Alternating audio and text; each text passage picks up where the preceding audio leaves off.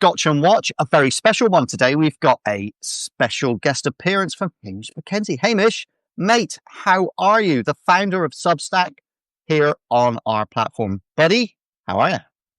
I'm very good, thanks. But that's partly because I'm not up at 5 o'clock in the morning from Australia trying to do a Substack live. In fairness, every single week, I gloat about how fantastic it is that I live in the future and I can sit and drink scotch while you guys can't. But today, roles are reversed. Chris, do the duties, will you, mate? I lucked out today because for me it's 6 p.m. I think for you it's 5 a.m. Hamish, you must be 10 in the morning? I'm 10. I would usually be having my breakfast scotch around about now, but I didn't realize that was part of the show. Yeah. All the best creatives start with a breakfast scotch. Everyone knows that, always through history. So, all right, just before we dive into the important stuff, tell me, Chris, what kind of scotch? This is just a 15-year-old Glenfiddich today. Oh, there's worse. There's worse. Okay, we're just gonna go hat to that. So, over the years, Hamish and I have spoken many times about the idea of publishers and publishing in Substack, and I've posted quite a lot recently about publishers that are giving Substack a go, playing on the fringes, inviting their journalists to join in. I'm going to share some of those stories today. But I really thought it would be helpful to everybody. Given that Future Media got to 97 in news today, so woohoo! Not my best ever, but getting up there. I just wanted to 100. Top 100. Yeah. The others are rubbish, by the way. Should shut some of those down. I'm not really a fan. But everybody kind of 96 and above average. But I wanted to hear from you, Hamish, where you're kind of at and in your thinking with publishers and where you see publishers fitting into this space. I've got a million questions, but I wonder if we could just start there and where your heart and soul is on that. Well, I think you're talking about publishers, you're talking about newspaper, magazine, news outlets, the traditional media organizations. Yeah, I'm not sure if I am anymore. I think I'm talking about the creator community. So many journalists have now left newspapers that you don't need to be a big news brand to be on Substack. You can be a one-person brand on Substack. I think that's part of the joy. So I'm really, it's your vision. I'm trying to get into the DNA of where you see all of that going. Well, I think one simple way to talk about it is that Substack is new land to build on, and that there's never been a better time to build a media business, whether that's coming from a traditional publisher who built for the previous generation for models and assumptions that made sense 100 years ago, and are now adapting to this new world, or for individuals who see an opportunity to build their own little quiet empire, or even something quite big, a new institution. There has never been better infrastructure for starting an outlet like this. Where's your head at, Chris? Because you've come in, you've started something, you've run massive businesses. Now you're running a one-man business. What's been your experience? I mean, I think it's the same as said. There's never been more ability to start up a media company in a day, and to have access to what would have been 10 years ago kind of an unbelievable dream of a CMS, to be able to publish in different formats, to be able to do video, to be able to do live, to be able to do audio, and to get to an audience, and particularly for specialists. And we talked about this a lot. Most publishers in the world now are specialists in a niche of some description. Even if you're the New York Times, you're a niche of some description. So yeah, I think that's an interesting thought. It's a greenfield site. Where people can just experiment and see what this form of kind of publishing looks like. What's your general sense on the momentum, Hamish, as to how Substack's feels going? Pretty good. Well, I honestly, this might sound like overstating it, but I think it's more than momentum. I think it's a revolution. There's more than 5 million paid subscriptions on Substack now. They didn't exist 8 years ago. It's a found economy, and that's not slowing down. Those growth is very consistent. And what I think is it's not about bloggers suddenly being able to make money. I think it's about writers generally getting autonomy and power that was previously blocked off to them because of the whole infrastructure that they're operating within. Not because that infrastructure was evil, it's just the way it emerged. It favored centralized institutions. And now we're in an era where independents can build the next kinds of institutions. What do you think's the secret sauce? What is it? Why have you succeeded where so many others that tried to do this have kind of foundered? Well, I think business model. it's timing. We've got to learn from all the others who have come before, including the entire history of traditional media. And then we started not with the foundational technology. We're not really innovating technology that much. Live video existed already. And we're not building the first apps on top of the foundational technology. We're building an entire system, and the system starts with the business model, which is simple and transparent, and it works. And so other tech companies that have tried to save the media haven't really had the benefit of being able to survey all that has come before with the previous generation of internet companies. We have. And so getting the business model right has been fundamental to laying the groundwork for what follows.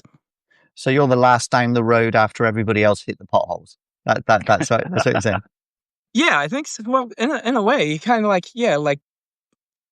there's a big river. There's a few people who set up their fishing stations on there in the first place. That starts to develop into a village, and later on, that village becomes successful enough that it needs to be developed into a city with the right kind of infrastructure and plumbing and electricity and public transit. And we came in at the city stage, or the time when it was time to build a city. Yeah, I like that. So I'm a mad surfer, for anybody that hasn't heard me talk about this before, and I have a 1974 VW Combi, which is my pride and joy. And anybody that's ever had a Combi knows that they go incredibly slowly. And I never realized that I'd find my business plan in a Combi, but I did, because I was driving down the motorway doing about 50 kilometers an hour with a tail of traffic about a mile long behind me. And basically, there's another guy in another Combi that's alongside me, and we're taking up both lanes. And on the side of his Combi, it says, "The early bird gets the worm." But on the other side, it said, "But the second mouse gets the cheese." And that's kind of a business model, right? It's the second mouse business model that everybody else gets snapped up, but you get the cheese. And I like that. Can I just ask, in terms of monetization? So I've spoken to, I don't even know, it must be hundreds of Substackers now. There's a real community. We've all become really close to each other. We all know each other. We all help each other. We share ideas. We cross-pollinate. There's a real community, and I really appreciate that. And I don't want to suck up too much. But, I'm really enjoying it. Keep it coming. There you go. You get me up at 5 o'clock in the morning, and then you want me to play Filty. Yeah. But there's a real community, right? And so I was chatting to Reach the other day. They've launched 26 different Substacks. They've given time off to their staff to allow them to write about their passions. There's one about Liverpool Football Club. There's another one about something else. So you're starting to see traditional media starting to dip a toe in embracing all of this. But ultimately, it's going to come down to, can people make a living from this, right? Can people make a living from a Substack? And now, clearly, you've had some very notable wins, some absolutely enormous successes. What's your general sense about that? And do you think that it extends for Substackers beyond just subscription as a revenue stream? There have to be others. I mean, what's your head space on that? You can look at the leaderboards across the various categories on Substack, which are ranked by revenue. There's the rising leaderboards, which are a little bit more dynamic. That's why you're at 97 today, and you're going to be at 54 tomorrow. Thanks very much, mate. If you could fix it. You are the boss, so I'm locking that in. Yeah. Yes. But they're also the all-time bestsellers, and you can see the revenue from them. And if you look at something like, you look at the politics category, just to pick one, it's the biggest category. So it's a good one to look at. The Free Press is at the top of it. It has about 50 staffers or something like this, but they just sold for $150 million plus to Paramount. You look below the Free Press, it's either in second place or third place, is an individual named Heather Cox Richardson, who has only one employee, or maybe I think she has an assistant, but it's quite a different model to the Free Press. So very clearly, she's making millions and millions of dollars just from the leaderboard. So it's not only possible to make a living; it's possible to get really wealthy and then start to accrue power that you can then share with others. But if you look down the leaderboard, you can still see quite deep into the politics leaderboard. There are people who are making good livings, whose names you might not recognize, who don't always get talked about as the success stories, and that's true across fashion and finance and business and technology and those categories too. And so what I actually think is happening is that it's possible for this model to support a new creative middle class. because the numbers don't have to be crazy to be interesting. It's not like you need to build a YouTube channel and get millions of followers before you can even think about monetization. It's if you start this morning over your breakfast scotch and announce what you're doing and start building an audience, you get 50 people, and paid subscriptions is an option. 5 of those people, 50 subscribers, 5 of them might pay, and you're starting to earn revenue that you can reinvest into your product or pay your bills. And if you get to one day, you get to 1,000 paying subscribers, which is not easy. Not everyone can do that, but it's much more attainable than millions of YouTube subscribers in the most case. Then you've got enough to live on. And so I think the financial model it makes it very realistic for many more people to make a living from doing media work than has been possible in any point in human history. When it comes to other monetization forms, direct subscriptions, I think, because of some of those qualities I just described, are incredibly powerful and interesting, and make sure that the publisher's interests are aligned with the audiences. The direct subscription model really makes the audience the customer instead of the product. And that is key to the whole sea change in culture that platforms like Substack allow. But it's not to say we're against other forms of monetization, and I can say more. I've rambled a bit right now, but this having direct subscriptions as the bedrock doesn't foreclose other monetization options. But can I ask, because direct subscriptions definitely creates, as you say, an incentive to write for an audience and to retain an audience, whereas advertising incentives tend to incentivize acquiring, more and more audience, because it's essentially a volume lever. Not to say subs isn't a volume game, but you just acquiring and everyone stays and reads one article and disappears again is not a business. So I'm interested if we go back to those 20 years, the democratizing thing about the internet was everyone could put something up for free and possibly sell advertising. And what you're kind of describing is a world in which everyone can publish writing for free and possibly sell subscriptions. I'd interested in your thoughts on just the different incentives that creates. It's fundamental to everything we're trying to build at Substack, which is about trying to create a better, healthier discourse system. So traditional media, monetizing from advertising is one thing, but the game is basically over for traditional media because Facebook and Google exist. But it used to work in the pre-Facebook and Google days because you could have a monopoly in a specific market and, appeal to the largest possible group in that market, and then Macy's would buy an ad in your newspaper or something. With social media, though, everything, the first generation of social media, everyone could have a voice, but the power still accrued to the few at the top. So you don't actually have a true democratization. You get democratization of voice, but not democratization of power. The subscriptions model, where you have direct subscriptions, so people are subscribing to the writers, not subscribing to the platform, gives direct power to those writers, and there can be a true distribution of power then.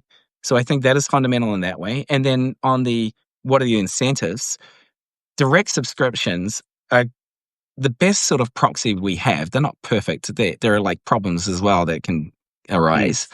But they're the best proxy we have for a trust relationship, where you actually have to earn the respect and trust of an audience over time and hold on to it. And that requires a different kind of behavior from the publisher than if you're trying to win a moment in a timeline or a newsfeed in social media. And so I think that just if you had to crystallize the difference of Substack, you could boil it down to those trust relationships being at the center of everything, and that incentivizing and creating a different kind of culture entirely. So if you hang out in Substack, even in the notes feed of Substack, which is noisier than the quiet inbox space, the culture is just totally different. It's worlds apart from the culture you would find on Twitter or Facebook or Instagram or something like that. And it's because the way to win the Substack game is to maximize the number of trust relationships you can earn. Yeah, and respect you on that, because I know that you sometimes get popped at by some of the audience about, oh, hang on a minute, you're becoming a social media, but that you're a social media network. So respect on that. I do. I believe in radical transparency now that I'm kind of out on my own, and so I really think there's a lot for everybody to learn as a community by being open about what you do. So here's an interesting insight for you, and I don't know if you heard this before. Please tell me. But I had no intention of turning on paid subscriptions when I started the newsletter, and then about 6 months in, somebody sent me a note, and it said, "I can't carry on reading your newsletter that I value for free, and as a result, I've paid you $480, which was a totally random number. I've paid you $480, here." And so I wrote in the newsletter, somebody paid me $480 this morning. And so as a result, I'm feeling kind of permissioned to turn on payments. So that's what I'm going to do. And that's what I did. And then suddenly all these other people started paying.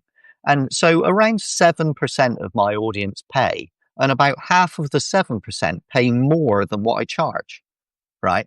Through this founder subscription model. And that was that was mind blowing for me, because it made me feel massively validated and valued, is the right way of putting it. And it was a voluntary payment system. And I also think, I just want to add this as well, having played with the social media platforms in the past, I think there's a certain expectation amongst people that post onto those platforms that they're going to be a superstar overnight. It's not a meritocracy. It's, I'm going to drop a donut in an ant's nest and it's going to be completely covered with ants, and this thing's going to be massive tomorrow, right? But you have to earn your way in Substack. And I don't think most people that really want to do something valuable mind that. Do you think that's about right? Is that what you hear? Yeah, I think it's a different kind of game. And it's you're trading on your credibility and your integrity, and you don't get that with one tweet. You don't get that with a viral moment. Virality can still help you. Like, something going viral can still serve your need, but it's not, your reward is not just internet points. It's some portion of the people who saw that viral post become your sustained and retained subscribers over time. And your audience, that you own that connection with your audience, is your insurance from the volatility of the cruel world, for one, but also the current media environment.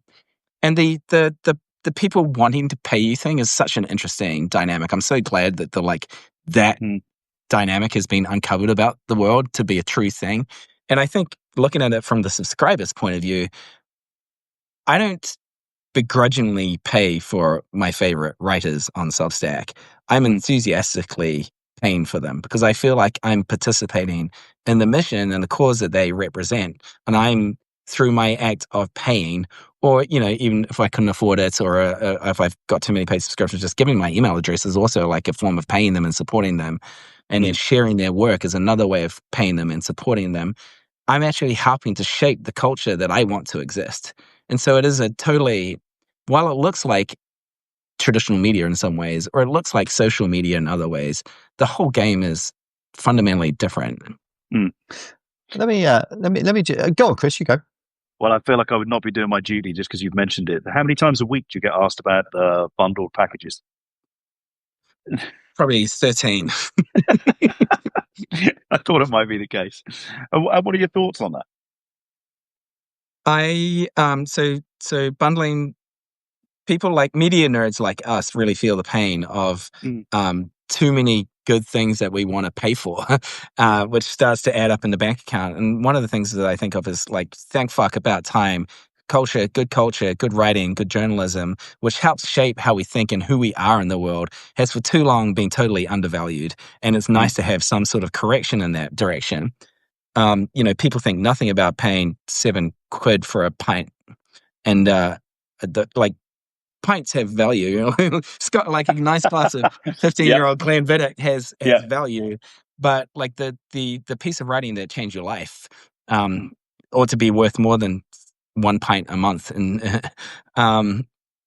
so I like that direction it's going. For Substack, the bigger problem is, can we get one person to subscribe to one thing, and then can we get them to subscribe to a second thing? So I think it's relatively localized as a media nerd problem, this subscription overload thing. But then there are interesting, because of the structure of the platform, the design of the platform, there are interesting ways to approach bundling that become possible in ways that were difficult or impossible in social media and even traditional media. And, we're not starting work on any of that.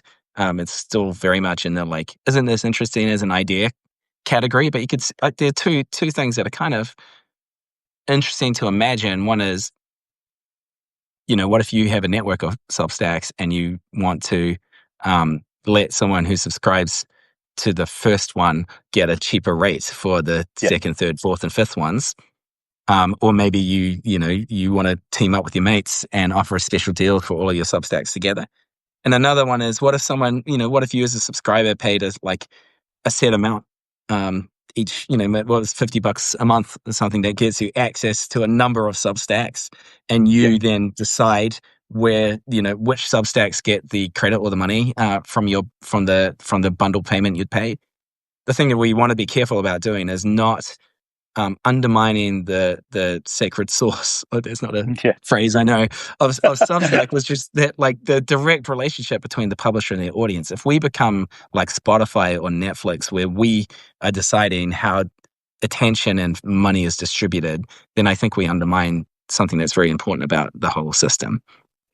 That's interesting. Again, continuing the radical transparency thing. So let me give you another insight that I think might be interesting to you. So since I started the Substack, as I said, it wasn't even intended to be a commercial thing, but it's now my majority revenue. Okay, it's my full-time job. And so we've moved. So it started off as subscriptions, voluntary subscriptions. I'm going to pay you a little bit extra, off you go. But suddenly enough, $480 doesn't cover me and my 3 ravenous children. So that was a good start, but we had to move forward from there. So you started with subscription, but then syndication. So I started to be called by traditional media companies that wanted to syndicate my column. So it now goes to about 20 publishers in lots of different languages, and I get paid a subscription fee for being able to use my newsletter. That's interesting. Then sponsorship started to pop up. So lucrative, $20,000 a pop. Fantastic. Thanks very much. But rare. So they're spotty. Suddenly you get one, then you don't, then you do, then you don't. Not reliable. But, you get a little read in on a podcast, or you get a spot that you can say, hey, look, here's a call to action about this. That was cool. And then the podcasting thing started. And so Chris and I started banging on like this, getting drunk and having a great time. And then suddenly increasingly famous people started wanting to come on. And I'm not saying all this out of self-promotion. I'm just telling you how a business model emerged, which I know a lot of people on here are trying to think about. And so suddenly, they're getting more and more and more and more important. And then it's the Washington Post, and then it's the FTC, and then it's the DOJ. And then so suddenly these people are wanting to talk to you because of this one-to-one, very specific, detailed focus. And then out of the blue, public speaking starts. So it's, hey, can you come and speak at our event? Can you come and speak at our event? And so this year, Chris and I have taken this podcast, Scotch and Watch, on a world tour. So we've done, we did Madrid 2 weeks ago on stage in a theater. We've done Paris, we've done London, we've done New Orleans, we've done Broadway in New York. Yeah, and I'm doing one live here with the musical version. Yeah, no such luck. Well, hang on. That's the right question, because you see Chris here, who's really important, and the former managing director of the Times and the CEO of Barra Media, used to be a professional karaoke singer. True story. Gross exaggeration. Gross exaggeration of a true story. I think I did it for about a week and a half, but it is on my CV somewhere. Still did it. Still did it. Introduce yourself like that. Yeah, I do not deny the charges. Amazing. And so public speak. So you got subs, you got syndication, you got sponsorship, you got podcasting, you got public speaking. Then consulting flows off the side. And so all of these things have been enabled and created because of the credibility that came from being on Substack. And so both Chris and I have both run major, huge global listed media companies, right? And now we're running our own little private enterprises with the same. I've never thought about my household budget as a P&L, but I do now. And so I'm literally bringing the kind of discipline of that to this. So let's talk about monetization, because the goal that we all want here is for quality journalism, big and small, in a meritocracy, to have the opportunity to have a voice and an audience, but maybe get to a point where we can earn a living from it. So have you any other plans beyond where you are now to open up new revenue streams? Is that in your mindset, or are you going to stick pure and clean as where you are? Well, we've been pretty public about being interested in sponsorships. We raised a round of financing in July and closed it and announced it. And New York Times hyped it a little bit with like Substack is getting interested in advertising. What we're interested in is the kind of advertising, specifically sponsorship, that gives more power to writers and would give them control and the lion's share of the revenue of that money. And that is something that Substack is kind of uniquely placed to help writers with and set the parameters around what, so it doesn't degrade the entire experience for subscribers. So, for example, you can imagine like Substack could one day make it simple for you to connect with a sponsor in a way that feels good to you, the writer, and you get to set the you say yes or no to them, and you get like the lion's share of the revenue that flows through the system. But that there might be certain rules, like maybe you can't put that sponsor in the paid version of your newsletter, or maybe it can only go into the free version. But the general, and there's so much to be determined and discovered about that. Anything I say about it should be taken with a grain of salt. But I definitely think that once you've got that direct audience relationship and the trust of that audience over time, then it's a foundation for all sorts of other monetization opportunities. But the direct subscription is kind of the enabler of that. It's the primitive. And so sponsorships is interesting, ticketing is interesting, merch is interesting. There's all sorts of possibilities. But the one you're not saying though is advertising. Well, sponsorship is a form of advertising, right? But we're definitely not saying programmatic advertising. Yeah. That's something that doesn't care about the relationship, the like sacred relationship between the publisher and their audience. And we're not talking about monetizing the notes feed or the social networking features.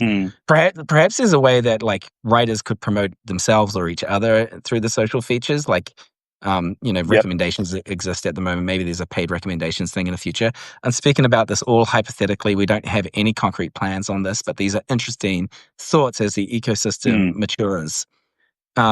But yes, I think there's a major difference between programmatic advertising and the kinds of advertising you see showing up on social media feeds that actually have the power to warp the incentives of the whole system, and sponsorships where there's alignment between the publisher and the sponsor and the audience, and where the audience doesn't feel cheapened or used by the publisher if they do that sponsorship, and where the sponsorship, the fact of the sponsorship actually gives the writer more power and more revenue. Yeah. I think that is a really interesting opportunity. And I don't think we haven't seen many platforms deliver that kind of power to writers in that way. So on sponsorship, let's talk about that for a sec. So the interesting thing is that I suddenly woke up one morning and realized that there can't be that many ways to get in the inbox of 18,000 media executives 3 times a week other than my newsletter. And you kind of have, and the terrible thing is as Chris and I said earlier on, right, we've both run multi-$100 million media companies. And then you wake up with a cold sweat one day in the morning going, what am I doing? Like, goodness me, this is an incredibly valuable opportunity. And you then sit down and you kind of mud map out all of the people that probably want to talk to that community of people. Yeah. And you go, well, why don't I just send them a note? And they go, sorry, what? What can you do? What was that? And then suddenly you get this sponsorship. And so the interesting thing is that since I put sponsorships up there, I was really nervous that I was going to get a bad reaction from the audience. Oh, now you're selling me. I get it. So now I'm now the product.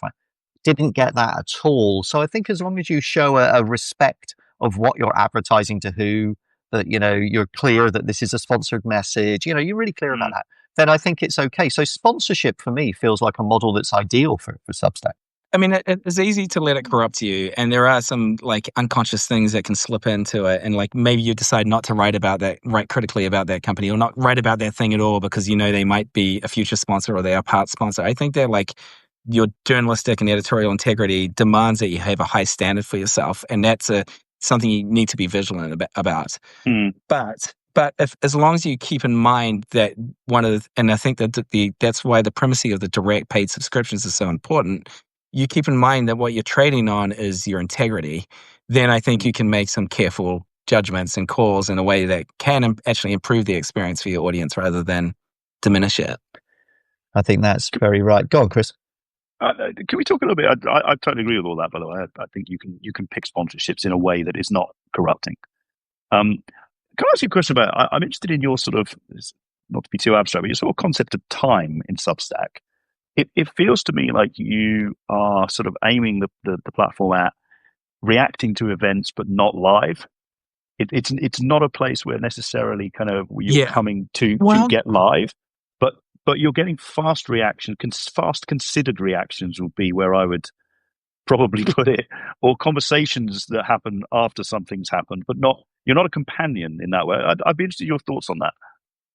Yeah, and I better make this my last answer because I got to jump. But I think that the thing you're describing, this is a 2-part answer. Yes, I think Substack is where people go to make meaning of something, make sense of something. And so that's not necessarily the fastest to break the news or the fastest take. It's a place for thought and consideration and making sense of the world. And I think the writers who do best on Substack are those who carry that spirit. However, the advent of this Substack Live product does make new things possible. And on the 2 nights ago in the US, it was election night, and Zohran Mamdani won the mayoralty of New York, and that was a big moment. And this Substack app was alight with people live from the scene or doing live dissections of what this all means and talking about the election results, even live announcing the election results in a way that reminded me, in the old days, you would have turned on CNN or you would have turned on MSNBC or Fox or whatever to get that instant coverage. I think people are increasingly, especially once Substack has a TV app, people are going to go to Substack to get their instant analysis and sometimes breaking news from the people who they most trust, people like you guys. Amazing, mate. We better let you get back to the day job. But what you're describing there is something that I talk about a lot, which is there's reporting, this has just happened, and then there's journalism, which is why it happened, how it fits in the world, what it's all about. They're two distinct things, but somehow they've been merged for convenience, for programmatic advertising and social. Thank you so much for holding the higher ground. We will do our best to keep up with your high morals, sir. Thank you very much indeed. Thanks for jumping on. Thanks everybody for joining. Thanks, guys. And let's keep in touch. Bye all. Awesome. Bye-bye.